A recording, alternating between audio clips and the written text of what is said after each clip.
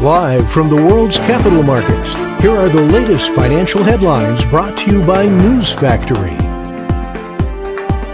Hello and welcome to Monday's Daily Financial Review. Here's what's making the headlines in the markets today. The dollar fell 0.7% against the yen in the last trading session. The stochastic indicator is giving a negative signal. The Bitcoin dollar pair exploded 1.8% in the last session. The RSI is giving a positive signal. The gold dollar pair gained 0.5% in the last session. The MACD is giving a positive signal. The oil dollar pair gained 0.7% in the last session, after rising as much as 4.5% during the session. The Williams indicator is giving a positive signal. Coming up, the choices from our chief analysts for today. Oil prices will continue to stay high as production constraints look to keep crude supplies tight, according to the world's top energy giants. There is more upside than downside when it comes to the oil price, Shell's CEO said.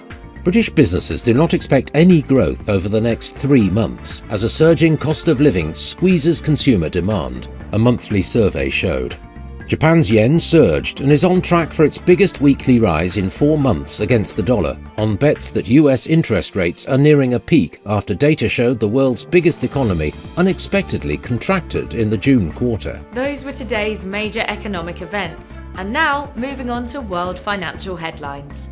The US ISM Manufacturing PMI will be released at 1400 hours GMT. The US ISM Manufacturing Employment Index at 1400 hours GMT.